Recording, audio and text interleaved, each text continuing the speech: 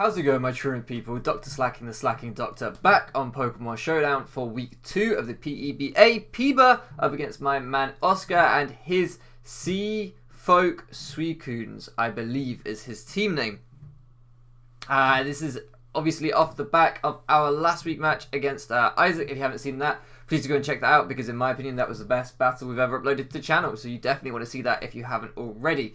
But this week we're up against another Swedish player, one of Isaac's former Team Slask members in Owl. We're up against Oscar, the silent Swede, the silent assassin. He doesn't say a lot in server, there's a lot of S's there, but he's a very, very good battler. Seems like a super nice guy every time I do get to talk to him. And by all accounts is a very, very nice guy. And he, as with all of the Swedes in this league, is terrifying. He's a very, very good battler. You might be wondering what exactly is on the screen, because this is not the Lake District Spirits draft.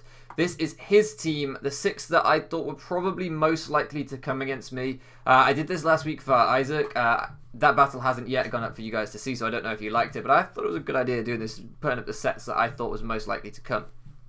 Because if you guys don't know, I am trying really hard in PEBA this year to get some wins. So before we do anything else, I do need to shout out the front office guys, if I can tentatively call them that. I got to shout out Nico, Sean, and Checkmate Ben this week. Those 3 all mocked with me this week, all offered their thoughts on the team, and all kind of gave me cause to pause. They made me think about certain Pokemon that I didn't know was a threat until I mocked against them. So that was really, really helpful. By and large, the sets didn't actually change from the sets that I initially built. Maybe just one move slot changed or something, but everything else stayed pretty much the same this week. I managed to get the build about right first time, so that was nice. Not much changed. But anyway, moving on. Oh, and actually, no, I have to do one more shout out before we move on, because I forgot to do this last week, and I really need to shout him out. I had to shout out my man Stromful, because he hopped in a call with me a few weeks ago now, and he gave me a long list of things that I could do to help improve my post-com, a load of tips that he'd got from much, much bigger YouTubers, and what they had taught him about how to do post-com videos, and he passed on that wisdom to me, including doing stuff like going through the opposition team or whatever. So shout out to him, thank you so much for his help, and including putting music in the background rather than in-game music, which you guys can now hear, hopefully. But yeah, so thank you to him so much for his help. Moving on, what did I expect Oscar to bring against me? Well, I expected to see Mega Steelix. I thought this had a pretty good matchup against me.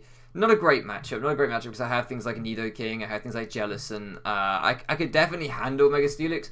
The reason that I thought it was a possible to likely bring was that it's a great Mega Altaria check. You know, Fire Blast does a chunk to it, but if you split Death, it's not so bad. And even if I'm physical Mega Altaria, Earthquake's really not going to do that much to him. So I did expect to see Mega Steelix in this matchup. I thought we'd run a Heavy Slam, Earthquake, Stealth Rock, Toxic set most likely. Heavy Slam makes sense for Mega Altaria, Earthquake, Nidoking, things like that. Just good coverage. And Stab, Stealth Rock, because rocks are always useful.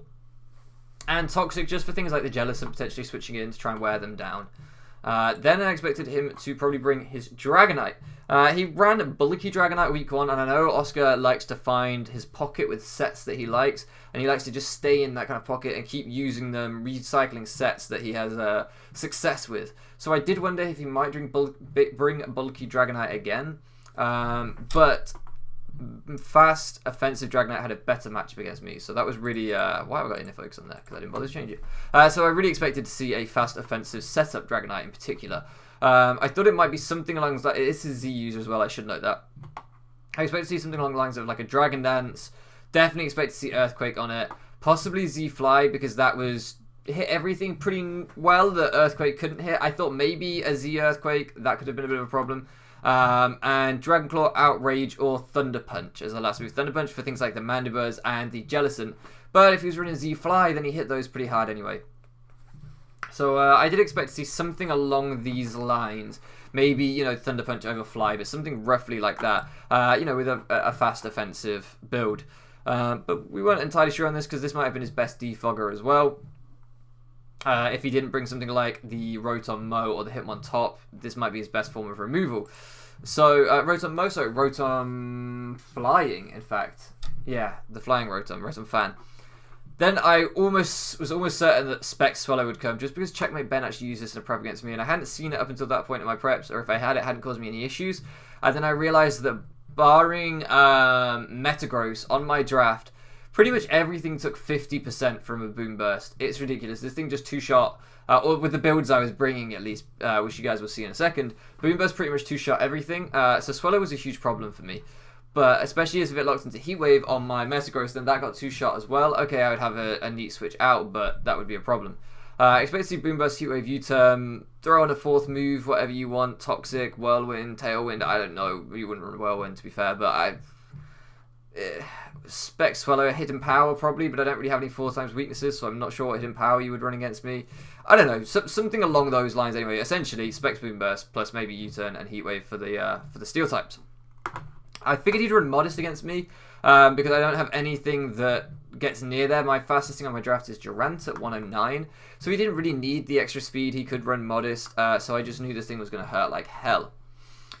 Then we had Lucario. Now Lucario, this isn't the moveset I actually expected to see. I expected to see Sword Stance plus 3 of these 4 moves, and maybe Bullet Punch as well.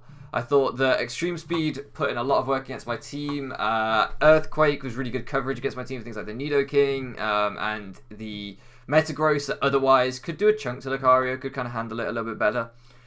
Close Combat just seemed like spammable, especially with me having the Miltank. I felt like Close Combat might be his way of clearing Miltank out of there. Meteor Mash because it outspeeds Altaria at neutral, but then Bullet Punch also maybe because if my Altaria gets sets up, a Life Orb Bullet Punch is going to do like 50% to bulky Altaria, so it's a good way of coming in and at least putting a lot of chip on me if I'm set up. Did think he'd probably have to run Jolly because of my Nidoking, so that was nice. But yeah, that's this kind of set expecting. Had to be careful with Justified because I'm bringing Mandibuzz, so I had to watch out for giving him a boost with his Justified. Obviously, if he ran a special Nasty Plot set, then I'd be fine. But I thought it was likely to be Sword Stance plus 3 attacks. Moving on to his Slowbro. With pretty Slowbro would come here. It's really his best defensive option. Steelix is a defensive mon, but it doesn't get recovery. Dragonite can be bulky with recovery, but for the most part, Slowbro is his main kind of defense on his draft. I expected maybe a Rocky Helmet. I definitely expected a physically defensive set, but it could have easily had leftovers or an AV on there as well. The reason I didn't expect AV is because last week he ran Yawn and Slackoff, and I know he likes to run Yawn quite often. So I did expect to see Yawn on this thing, probably with Slackoff plus Dual Stab. It makes sense. Maybe a Toxic to try and catch something like the Jealous and other Mandibuzz coming in. But for the most part, and the Miltank of course, but for the most part, Slackoff, Yawn, and a Psychic seemed likely. Water coverage didn't seem essential because he could hit my Fire type with Psyshock anyway, me having Infernape. So, you know, water coverage didn't seem essential, but Scald is just nice to catch some burns, to be fair. Last up, and one that I was really afraid of, Zoroark. Really afraid of Zoroark because this thing is just so unpredictable. In the hands of a good player, it can be an absolute nightmare to play against. I had real trouble in mocking against this thing. If I kept track of it and I figured out early where it was, then I could handle it. It wasn't an issue to me. As long as I knew what it was, I could handle it. But once it started switching around, changing into different things, it became a bloody nightmare. So I needed a way to keep tabs on this thing to make sure I knew where it was at all times. I expected probably a specially offensive set, especially if he's bringing physical Lucario, just to give him a slightly different option. With something like Night Days, Sludge Bomb for the Altaria, Flamethrower for my Durant, for my Metagross, although you click Night Days against Metagross. Flamethrower for, I don't know, a couple of other things, I'm sure. And maybe U-Turn just to get a quick pivot. Thought it might be Scarf to try and outspeed Mega Altaria at +1, which I believe this would do a Scarf. In fact, it definitely would do a Scarf. So could see it being the Scarf Sludge Bomb set, so maybe. These are some of the things that I was thinking might come. This set was really up in the air. He could have done any Zoroark set, but I was fairly confident Zoroark would come.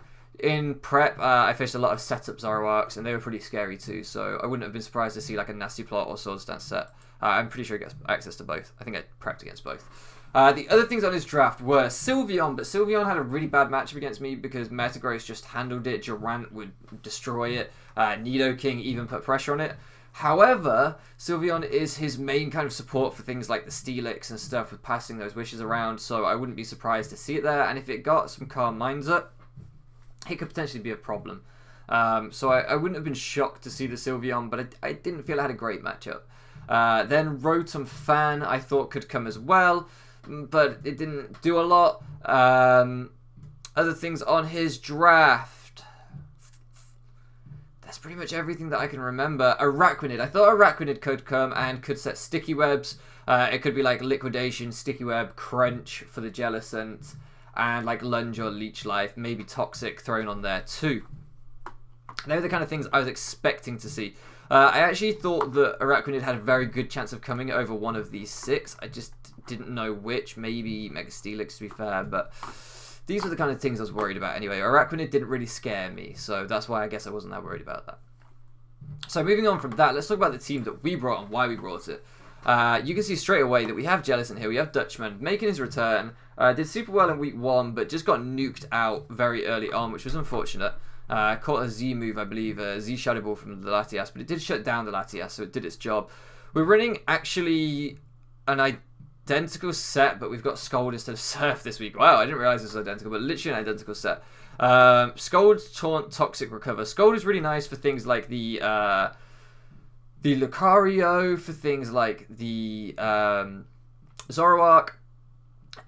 Maybe even catching the Dragonite, which might think it can switch into this, and catching it with a Burn. Burn is just really useful against his team because he has quite a few physical threats. Taunt was there for setup Dragonite, for Slack Off, Slowbro, for Stealth Rocks, Steelix, any number of things. Taunt was really good, and really the Sylveon was very helpful to have Taunt. Because that thing depends on its other moves. Just like Vaporeon week 1, we want to shut it down with Taunt, or we want to shut Sylveon down with Taunt as well. Toxic on there for the Slowbro, for the Sylveon, particularly those two. And Recover just to, stay around. Durability. Water Absorb, because then we can switch into, of course, Toxic also for the Araquanid, sorry. And Taunt to stop it setting Sticky Webs. Water Absorb so we can switch into those Liquidations from Araquanid, Scolds from Slowbro, those kind of things.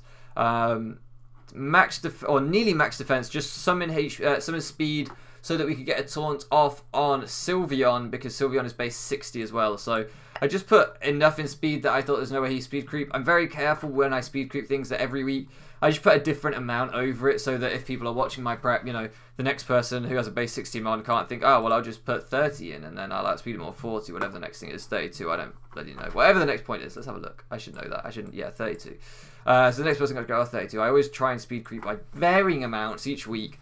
So this time it was by quite a few. Leftovers on there just for recovery as well. And as I say, the rest physical defense, because it did mean that we took a crunch from Araquanid, not too bad. It did mean that we'd take pretty much any hit from Dragonite, even, some super effective hits like Thunderbolt. So yeah, that was really just there as a physical check, but particularly I wanted it for the Mega Steelix and the Lucario. If I could switch in on those things and potentially burn them with a Scold, max physical defense was really important just to eat any hits they might have. Next up is Mandibuzz. This one is absolutely max physical defense with just a little bit in speed. The reason being that this didn't need to speed creep or anything. It has a decent base speed at 80 for a wall. It actually has amazing base speed at 80 for a wall. So fortunately you don't have to speed creep too much on it very often. We're running a Rocky Helmet set. Again, we can switch into some things like the Mega Steelix, the Araquanid, potentially the Lucario, but we don't really want to catch a close combat, especially if we're trying to roost on it. But, it's there for that kind of thing. Foul play is for if Lucario gets set up. If he starts trying to get greedy, get some Sword Stances up, I did face Lucario that did double Sword Stance, and as he went for his second Sword Stance on me, I clicked Foul Play. I just waited for him to get to +4 before revealing it. U-Turn is a great pivot, defog, because we wanted to get rid of his Sticky Webs if we felt we needed to, and Roost, just to roost off any damage, of course, for longevity. I feel like this has been a bit of a slow team builder, I apologise, guys, but I'm trying to be detailed with it. That's Old World, the Mandibuzz. Moving on, Big Steve. He'd go much faster if I didn't talk about how slow it was, wouldn't it? Sugarberry Big Steve, because I particularly wanted this to be a hard counter to Sylveon and Dragonite. They were the two things I wanted this to check more than anything. Metagross looks at Sylveon and laughs in its face. Sylveon cannot do much of anything to a Metagross, which is awesome, which is incredible. And it also means that with the Sugarberry, even if Dragonite starts setting up Dragon Dances, I believe even at +2, we tank an Earthquake. And as long as his multi-scale has been popped, we OHKO with Ice Punch, even if he's bulky. So this thing was really here to say, you need to be running Groundium Z to take me out. And I'm going to go hard into this thing on your Dragonite if I know you're a setup set. And I'm going to just say, okay, take me out. This seems like Earthquake bait, but then I'm just going to Ice Punch you to oblivion. So that's what this set was really here to do. Meteor Mash, as I say, to try and hit the Sylveon and just take that thing out. Earthquake for the Mega Steelix. Not that it was doing a lot to Mega Steelix. The Lucario and a couple of other things that I can't... Oh, Typhlosion, if I could catch it, but there's no way the hell I was going to live a hit from Typhlosion. Anyway, that was the other thing I was draft, Typhlosion. Didn't think that would come, but it maybe could have done. And then Stealth Rock was my last move, because I wanted to make sure that the Zoroark, I could tell so much easier and keep track of Zoroark so much easier if I got Rocks up. That's one of the best ways of handling a Zoroark, in my opinion. So we wanted to get Rocks up, but also it stopped things like the Dragonite's Multiscale, and it did big damage on the Swallow and the Arachnid and the Typhlosion if it did come. So Stealth Rock seemed great in this matchup. Next up we have Nidoking. Nidoking was originally running T-Spikes for all the reasons I just said. T-Spikes was an incredible way of keeping track of the Zoroark. However, I found that I could do it enough with Stealth Rock, and I never wanted to click T-Spikes with this thing. So this was another Sugar Berry set, this time just to handle the Lucario more than anything, which could be running Zen Headbutt, but was more likely going to be running Earthquake, but also for the Mega Steelix and the Dragonite, just the same. I wanted to make sure I had good checks to those three. We had Earth Power in here because it hit pretty much all of his team. Sludge Wave, if he was the physically defensive Slowbro set. In testing, Sludge Wave was putting Slowbro from full into Thunderbolt range. So if he brought the Slowbro set I thought he would do, I could two-shot that thing with Nidoking every time. It couldn't switch into me. Nothing on his team could switch into Nidoking, to be honest. You can't switch your Steel types in case you catch an Earth Power. It just nothing switches into this absolute animal. Ice Beam was on there to also catch, you know, the Steelix if it thought it could try and come in. The Swallow, just Ice Beam was just there for other things that didn't get hit by a Thunderbolt, really. If I didn't want to lock into Thunderbolt, say, on a Swallow, then I could click Ice Beam. He might try and go into his Steelix on it. Something like that. So that's why I had both on there. It might seem a little redundant, but I thought it was important to have both. And also I didn't really need anything else. Enough speed to outspeed something. We didn't need to go max speed because he did have his Lucario. We figured we'd be speed creeping us anyway. We're not Scarf this week. So I'm guessing this was to outspeed. Wouldn't have been the Sylveon because we didn't actually outspeed that by miles. Did we hit 241 on this? No, what was I trying to outspeed? I don't know what I was trying to outspeed, guys, but I was trying to outspeed something anyway. Not quite sure. Next up, Wukong. This time we brought a physical Infernape. We don't want to be too predictable with Infernape. We might bring Setup next week, who knows. But this time it was a Choice Scarf instead of Specs as well. We just ran Close Combat, Flare Blitz, U-Turn, Stealth Rock, the most standard meta set in the world, but it just put in work against his team. He didn't have great switch-ins. His best switch-in was Slowbro, which took maybe 18 to 20% from a U-Turn, so it helped whittle it down. Stealth Rock, as I've already said, was amazing in this matchup. I didn't feel like I needed anything else. Maybe I could have had Toxic. Maybe I could have had Thunder Punch. If this thing gets Thunder Punch. Did it get Thunder Punch? Yeah, it does. So maybe I could have done that, but I just felt like Stealth Rock was so important in this matchup. If anything happened to Metagross, I wanted a backup Stealth Rocker. And I actually clicked Stealth Rock quite a few times with this in prep, just because sometimes, say I brought say I brought Infernape in on... what could I threaten out with this thing? I'm trying to think of some of his things that were easy to threaten out. Well, something... What did he have in the builder? Let me just go back. Oh, the Lucario. Let's say I brought this in on the Lucario. That's what I was going to say. He's going to switch out. He's not going to leave his Lucario, and especially if Lucario is valuable in the matchup. So I can U-turn for momentum, or if I needed to, I could click Stealth Rock, and I did that multiple times in the prep. Same with the Zoroark as well. They both didn't want to stay in if they weren't Scarf, so I could just bluff them out and get a Stealth Rock on the switch. We did have to go pretty fast to Jolly Nature, because Zoroark hits 105 speed, and we wanted to make sure that we outsped Scarf Zoroark. This thing was an amazing late game cleaner. It could come in, click Close Combat if the Slowbro was taken out, and it pretty much ran through his team late game. Great revenge killer on Setup Zoroark and Setup Lucario, because if they knock something out, I just come in, I guarantee outspeed them if they're a Setup set, and I take them out with a Close Combat, so that's beautiful. Also things like Swallow, if you did bring Spec Swallow, I think I did something like 80% with a Close Combat to Spec Swallow, so after Rocks damage, that thing dropped. Last but not least, Keanu Reeves. We have Keanu Reeves, our Porygon Z, finally get to bring this thing. I know it's only week 2, but I was upset that we haven't brought it every week. Like, I just want to use this thing so bad. Keanu Reeves, our shiny Porygon Z. This thing gets amazing abilities. Download, adaptability. I thought it got Trace. I was talking about using Trace in the mock, because I could not have run Trace anyway. I guess adaptability, download, and analytic. All amazing abilities. We decided to run adaptability this time because Tri-Attack would do like 50% to pretty much anything. Even Steelix took like 30% from a Tri-Attack. And then if it got frozen or burnt, it was gone. I was originally running Icium Z. However, I decided to go with Electrium Z because Electrium Z Thunder just OHKOs Slowbro. And maybe even through Assault Vest. Probably not. But it just OHKOs a Slowbro with so much ease, it was unreal. So I was like, yeah, Slowbro is a bigger problem to me than Mega Steelix, so let me just have an absolute nuke for that thing. Ice Beam on there for the Swallow and the Steelix. As I say, this was originally Blizzard with Icium Z, but last minute I decided to go for the accuracy over Blizzard once I took the Z move off.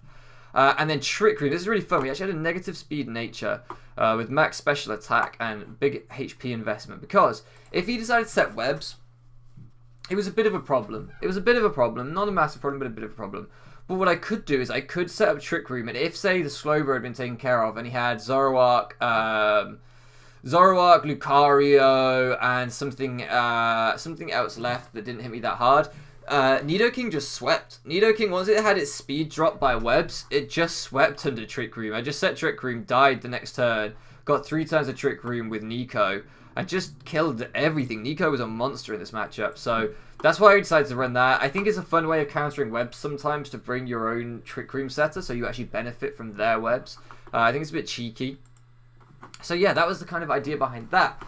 That's the team, guys. I hope that didn't take too long, but I feel like it did. I apologise, I'm just excited.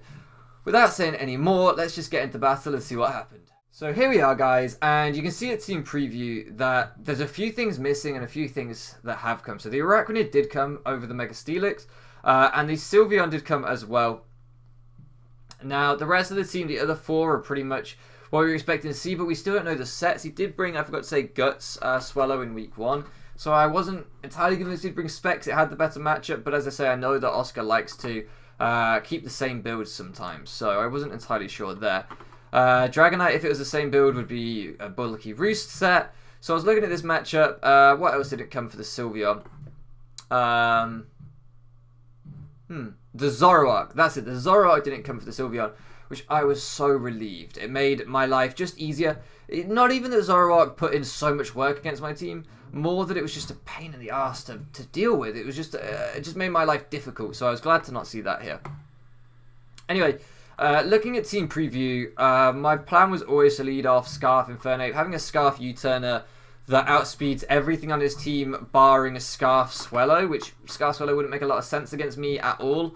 I just felt like that was a really good lead, so I do decide to lead with Wukong here. We see that he leads Dragonite, and instantly I'm like, right, this is set up Dragonite. I'm sure that he's not led this predicting Stealth Rocks and he's going to defog them away. It could be that, but my defoggers are, my Stealth Rock setters all hit him pretty hard. Nidoking is going to Ice Beam him, Metagross could Ice Punch him. This is the only Stealth Rock setter I have. A Miltank, I guess, isn't here, but he could have led that. Nah, Miltank's not here, so it's irrelevant. This is the only thing that can't hit him that hard. But I still, if you lead Infernape, it's probably not a Stealth Rock lead that often. So I just felt like this is a setup Dragonite. The fact he's led it, he's going for broke turn 1. He's saying, alright, I'm going to sweep you. I'm going to sweep you turn 1. So I click U-turn. That was always the plan. I could have tried to set my rocks here and got cheeky, but there's really no point. I'm just going to take damage on Wukong that I don't want to. So we U-turn out, and we're hoping to see that he just goes for defog or something, but we're expecting Dragon Dance. And we go into Dutchman, and indeed he does Dragon Dance. And the reason that I went into Jellicent is that whilst this thing isn't the bulkiest mon on my team today with special defense, what it does do is it does bluff Ice Beam. It does say to him, hey, look, I've popped your multi-scale, I've gone into a mon that can live any one hit from you, and now I can potentially Ice Beam you. And it's going to make him think, right, I've got to get out of there. Obviously, I'm not carrying the Ice Beam, so if he does stay in, and my other thing that I can do is Taunt him, I didn't really want to reveal Taunt at this point, so I was kind of thinking of going for Toxic. But at the same time, his most likely switch-ins to a Jellicent, in my opinion, were going to be like an Araquanid or a Sylveon, because they eat an Ice Beam. or possibly a Slowbro, but if I'm carrying Shadow Ball, he doesn't really want that. And if I can taunt the Arachnid or I can taunt the Sylveon, then they can't set webs and they can't Calm Mind, respectively. So I figured that my best play is still to just reveal the taunt, which probably shows that I'm not Ice Beam, so I can't make that bluff again. But hopefully it does just force the Dragonite out this time. And indeed it does, and he does go into the Sylveon, not the Arachnid, which I thought was more likely. But we do taunt the Sylveon, which tells me that we're probably just going to shut this set down. The best thing you can do is click Hyper Voice, and Big Steve eats that. So we go hard Big Steve, we eat that. My best play is to click Meteor Mash, but I go for the Stealth Rocks getting cheeky because I know he can't touch me. And he goes into Slowbro, and we get up our rocks, and I think, yeah, good job I didn't click Meteor Mash because it would have done 0 to Slowbro. And crucially as well, the other reason that I click rocks is because if you look at his team, if this thing, Dragonite, is not defogging, then Swallow is only defogger, and that's unlikely. Now, we do pull out into Mandibuzz, and the reason we pull out into Mandibuzz is his most likely play against a Metagross, if he can touch me, is going to be like a Scold to try and get the burn on me, or a Shadow Ball if he has coverage for it. And I feel like, well, Jellicent doesn't want to take the Shadow Ball. He's not going to Toxic unless he's predicting the switch. If we get a burn on Mandibuzz, that's kind of okay because it means he can't Toxic the Mandibuzz. I would like to get a burn on it in a way. So I figured, yeah, we'll just go straight into Old World here. And he actually goes for the Psychic, which makes me look like a pro. I wasn't predicting that at all, though. And I think I just U-turn out here because there's really no need for me to stay in on that thing, expecting him to be forced out by me. So he does go into Sylveon, and I can U-turn out into Metagross. Now here I'm thinking I don't need to make any fancy predictions. If he goes Slowbro, then I go Jellicent this time, because he's not going to click Shadow Ball. I've just shown Mandibuzz as my switch in, and I scout for the Ice Beam. So this time I just think, right, we'll click Meteor Mash, we go Slowbro. Nothing's lost. All I've done is get extra chip with rocks on Sylveon. I'm just wearing him down. So I click Meteor Mash, see what happens, and he's obviously thinking that I've been making predictions. So he does decide to stay in and Baton Pass to see what I double out into. What that crucially means is that we did 82% to Sylveon. It can no longer, it's only got, what, 8% left? 8% left. It can no longer switch in on rocks. As long as rocks are up and I don't see a defogger on his team, Sylveon is gone. That is one potentially massive threat gone. If he had started Calm Minding up into, say, Slack off Slowbro, that thing might have been unkillable. Or if he'd started Calm Minding into Special Lucario, that thing could have been a nightmare. So I just feel like, okay, he can't Calm Mind a Baton Pass. He can't Wish Pass around. That thing is gone unless he's running Defog on Dragon Dance, Dragonite, or Defog on Swellow. Could be Scarf Swellow with Defog, but then if he clicks, or Spec Swellow with Defog, sorry. But if he clicks Defog, then he's not Boom Bursting me, and that's a very passive play. So I'm happy. Very happy at this point. He goes into Arachnid on me, and I'm tempted to stay in on this thing. I'm very tempted to stay in. I can't really do a lot to it. I can only Earthquake, Meteor Mash, and Ice Punch, so I'm not going to chunk it for a lot. But I'm tempted to just go for a War of Attrition at this point. I'm tempted to try and wear him down because Arachnid is a bit of a problem. But ultimately, I want to make sure that I have enough HP to live an Earthquake from a +1 Dragonite. It might get 1 Dragon Dance off. I can't let it get 2 off. So I need to make sure I have enough HP. If he Liquidations me, I won't have enough HP. So I do switch out, and I believe I go into Jellicent expecting the Liquidation. No, I go into Mandibuzz in case he has Crunch. I'm scouting for the Crunch here, that's why. Liquidation does literally nothing. It does 26%. And he takes the Rocky Helmet damage, which is nice for us. Another reason to go into Mandibuzz. I believe I click Toxic here because it's my best play. Or maybe I click Foul Play, actually. I click Foul Play, yeah, because he just try and wear Arachnid down a little bit. It's not going to do a lot, but plus Rocky Helmet damage is going to do a bit. I can Roost on Slowbro pretty safely, scout for what kind of coverage he has, and he does have Ice Beam, so now I'm like, okay, I thought that he probably would. That's why we roosted that turn rather than going for anything else. And we can just U-turn out here. We can go safely into Jellicent. My thinking is that he's not going to have Ice Beam, Shadow Ball, Scold, and something else, so he probably hasn't got the Shadow Ball. He might not even have Toxic at this rate. So I was going to just U-turn out into Jellicent. But instead, we get the Swellow coming in. So we have to U-turn into something that can handle Specs Swellow. And I'm going to find out at the end of this turn if he's Flame Orb or not, but I suspect that he's probably Specs. And we go into Wukong because he might think, well, maybe this is a Focus Sash, so I can get one big hit off on him. Maybe it's Mach Punch, and he's going to try and hit me that way. I don't know if Mach Punch would have taken him out. But if he's not Scarf, I know we do about 80% with close combat, so I know we drop him if he's not Scarf here. And as I say, I think he's going to be Specs. So we go into Wukong, we just click close combat, it's the best play. He goes out into Araquanid, there was no Flame Orb activated, so now we're almost certain he specs Boom Burst. We click close combat and we do 28% to this Araquanid, which is enough. If he'd gone Slowbro, he wouldn't have taken anything. But it didn't matter because then I could have just doubled out to Mandibuzz or Jellicent. Slowbro does nothing to me. I can keep pivoting around that all day. So we do actually take out the Araquanid with double close combat. And he goes into Dragonite, and I know he's going to D-dance on me here. I can only do about 18% with the close combat. So we go straight into Big Steve. Now, he's going to be thinking here, haha, I've caught him. I have Earthquake, I'm going to take him out here. But we are running that Sugar Berry, so I know that at +1 he can't take me out. If he goes for another Dragon Dance, I kill him with Ice Punch. So this is a safe time to go into Big Steve. Turn 1 wasn't safe, because when I U-turned on the Dragonite and he got to +1, if he'd been a leftover set, then I wouldn't have been able to OHKO him with Ice Punch. This is a safe time. So I know he's going to fire off the Earthquake if he has it, and indeed he does. There's no point in me trying to hide the Ice Punch. I'm going to just reveal it at this point. So we click Ice Punch, and we do indeed drop this Dragonite.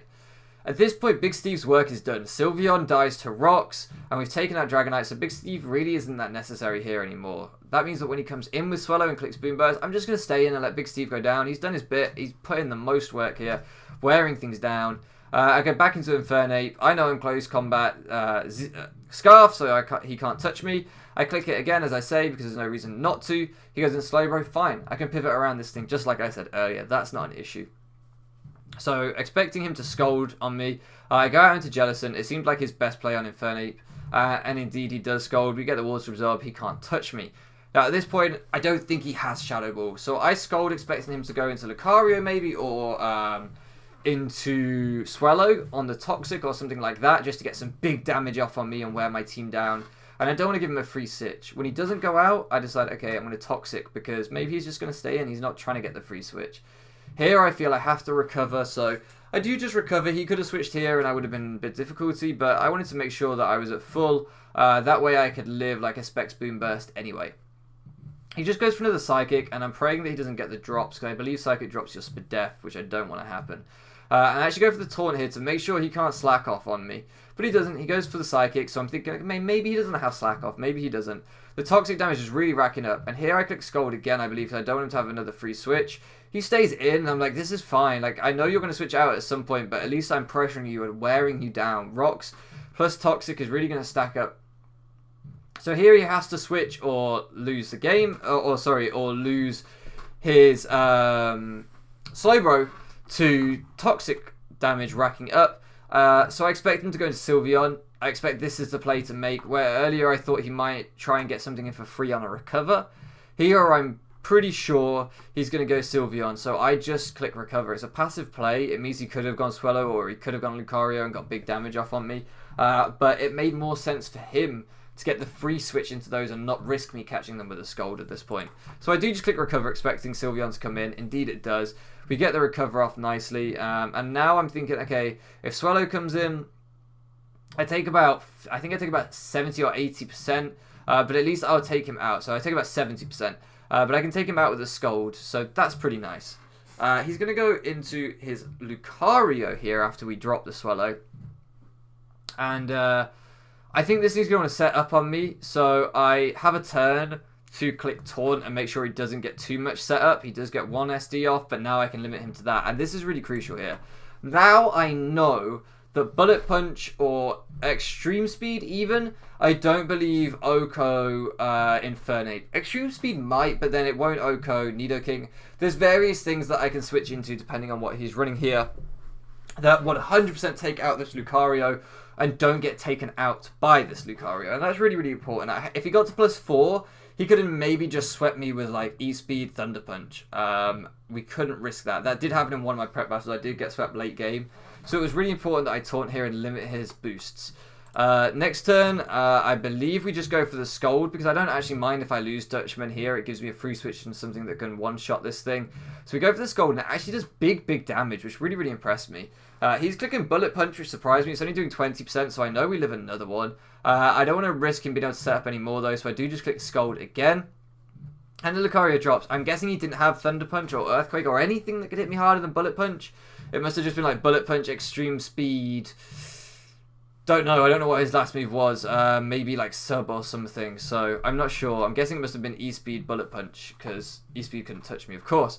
And now at this point, it's just a bit of a stall war. All I need to make sure is that this Cyber doesn't slack off and outstall me, which it shouldn't be able to do. Indeed, he goes to the slack off here when I taunt him, so that was the right play to make. And I just win from here. I've got Mandibuzz that can outstall this thing anyway, so I'm just going to have to sit in, soak up some hits, and hope that Jellicent can survive long enough to preserve the differential, which is obviously pretty likely, barring any drops or any misplays by me. I just go for the Scold here to try and wear him down a little bit further, just put him in range of the next Toxic. Unfortunately, this Toxic I don't believe kills him because of his leftovers, it doesn't. But the taunt ends, but he's in Scold range, which is really important, so we can just drop him to a Scold here and claim a 5-0 win against one of the opponents that I fear most in this league. Week 2. I don't know what's going on, guys. I don't know what's going on. 2 weeks in, 2 Swedes down. We're 2-0 plus 7 differential. What is going on? Like, I don't know, guys. I guess we're just incredibly lucky at the minute. Thrilled to catch another win. I'm not used to this. On the channel, we don't often have back-to-back wins against opponents that I respect so much. And, of course, GG to my man Oscar. I thought he played really well. I don't think that I outplayed him or anything like that. I think I probably just out-prepped him a little bit here. Shout out to my guys who helped me mock. As I say, mostly the sets didn't change. The only thing was Nidoking getting Thunderbolt instead of T-Spikes. And that's it, I think. I don't know if anything else changed on the team, you know. That may very well have been it. I know I forgot Roost in the first battle on Mandibuzz, but that was just a easy error. Yeah, so really it was just a case of the prep really paying it off, and my mock battles, the guys that helped me build, really showing me, okay, I need to be able to handle Swellow, I need to be able to handle Dragonite, I need to be able to handle Zoroark if it comes. Lucario will revenge sweep me if it gets to +4. It was those kind of things that the front office guys, I'm just going to start calling them my front office guys, whether you like it or not, you know, my front office, those guys just really helped me realize. So shout out to them. Yeah, that's it. I have rambled on long enough. I always do this, especially after a win, because I don't know what to say. I feel uncomfortable, I feel awkward, but hopefully you guys enjoyed this battle. I apologize if it was a really long commentary again. I feel like my commentaries are probably too long, but I don't know. Next week we go up against a brand new coach. We were supposed to be going up against my man the Foss, no longer the Foss Fox. We're supposed to be going up against my man Foss, but unfortunately he had to drop out of the league before he even played one game because of commitments with his studies and everything else. Completely understand. As someone who is essentially blowing off his studies to play Pokemon, I respect him for not doing that. So instead we're going up against a man called Mudbud. I have no idea how Mudbud plays, how good Mudbud is. The only thing I know is he was in the off-season with us, trying to get into the league at the same time that I was, and that I believe he was undefeated in the off-season and very, very impressive. So I expect he's a good coach. He's made his trades. I felt like the original draft was slightly stronger, in my opinion, after the trades, but marginal. He obviously has to make trades to suit his playstyle, of course, so it's a more offensive draft, I believe, now, which really, really interests me. I'm looking forward to matching up against a really offensive draft. I think that Isaac's, from what I can remember, was fairly balanced, and Oscar's today was fairly balanced as well. This one, I think, is more offensive, but we'll see. Yeah, so that's going to be a really exciting battle. I will be going full try-hard again, as I will every week that I can this season. I would love to make playoffs. I don't think it'll happen, but 2-0 plus 7... Who knows? Who knows? We've got one Swede left, guys. We've got one Swede left. My boy Strumpful, the Swede that I know best of all, one of my oldest friends here in the community at this point, and arguably the scariest of all the Swedes. We have him in a couple of weeks' time. Imagine if we can go 3-0 against the Swedes. That would be unheard of. That would be insane. It won't happen. Eevee Master, shout out to my Christmas Kids teammate. He's already said if I beat Strumpful, he's going to drop out of PEBA. He's just going to flat out quit the league if I beat Strumpful. So, you know, it'll be fun. It'll be fun. I look forward to battling him as I look forward to battling everybody else. But that's it from me, guys. I'll see you next week where we take on Mudbud. I promise to do my best again. Maybe we can keep the winning run continued? The winning run going! That's what I'm trying to say. But it can only last so long, I guess. We'll see. We'll see. Anyway, guys, thank you so much for loafing around with me. And I'll catch you again next time.